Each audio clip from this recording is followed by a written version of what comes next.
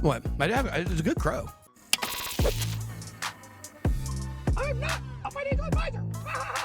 I love you guys, but it doesn't matter. Like, what do you think she's gonna do? You think she's gonna reverse the ETFs? Who do you think runs the government? You think you think Joe Biden runs the government? You think Barack Obama runs the government? You think Donald Trump runs the government? No, guys. The banks, the institutions run the government. What do you think the central bank is? Oh, man. I'm sorry, my diehard Republicans. I love you guys. I really do. I used to be one of you. My diehard Republicans. But guys, you just have to realize that it's a scam. You guys have been scammed. I can't appeal to lifelong Democrats because I've never been one. But it's a scam. The Republicans are scamming you as much as the Democrats. That is true. That's not, because I know as a person that used to think that way, I understand that you believe in your head that there are some that are different. You know, some of them are way different, and they're really no, this guy, he really has my best interest at heart. None of them do. And none of them have any power, and none of them can do anything, okay? If Kamala Harris wins, it's not, I saw a comment in there, it's not that it's going to be worse if Kamala Harris wins. What does that even mean? It's going to be worse. Does that mean the price of Bitcoin is not going to go as high as it would if Trump won? I disagree with that. But here's what I will say. It's just a slightly tougher road to hoe for Kamala. There's a joke there. I left it out. Look, I respect Kamala Harris. I want people to know this. I would never call her a hoe or anything like that. That was just a little funny play on words there. But I do respect Kamala Harris. Kamala Harris is not the worst presidential candidate we have ever had, right?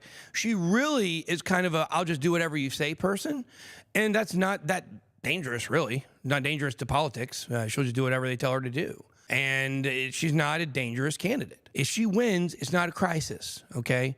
Joe Biden is way worse than Kamala Harris, in my opinion, I think, because he has a little more pull, a little more power, some more strings. Kamala is just placed where she is, I believe, for a lot of different reasons. And I think she's been a good girl. I think Kamala Harris has been a good girl. Now, you read about some of the stuff she's been into. Maybe she's not such a good girl, but I think she really has been good at following the script, at doing whatever they tell her to do. She doesn't buck up against anything. And a lot of the things that people kill her for are probably things that people have told her to say and to think. And so she's no different than any other politician. She doesn't strike me as evil or anything like that. She probably would be pretty fun in press conferences, I think, maybe for some of the wrong reasons. But I do think some of the reasons why the Democrats like watching Trump, you know, it might be kind of funny. But I do respect her. And I'm not going to like talk down or talk bad about her. She really is nothing. I don't even really know a lot of her policies, to be honest with you. I just know that she just is coming from the Biden camp, so it's a lot of the same. And obviously, if we had her running all year, we would know a lot more about what she stands for.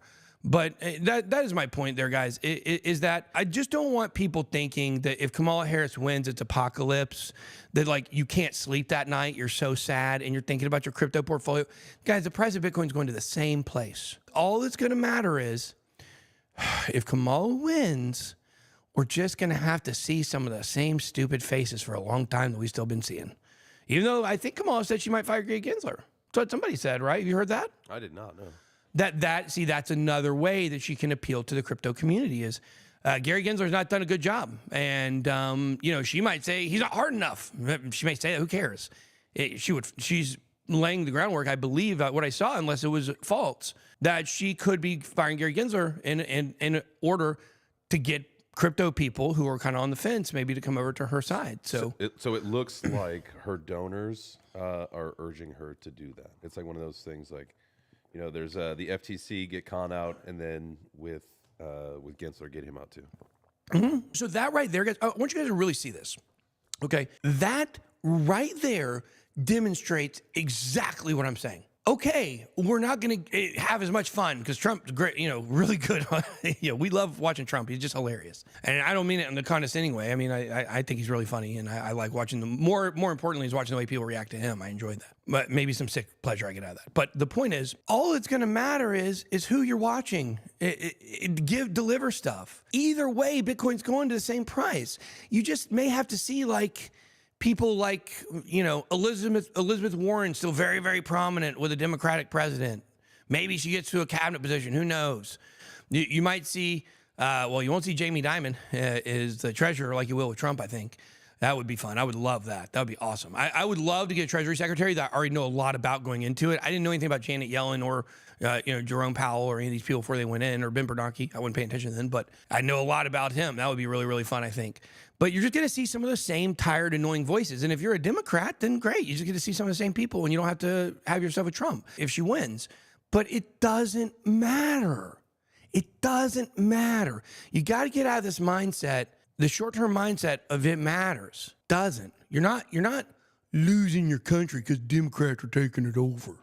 It's not why you're losing your country. You're losing your country because of a lot of effery that occurred in politics between 1910 and 1963 specifically, culminating in 1971, that then led us down the very dark road that we're on now. And if you don't know what those dates mean, then you should look them up, because those are some very, very, very important dates in the history of our fine United States here.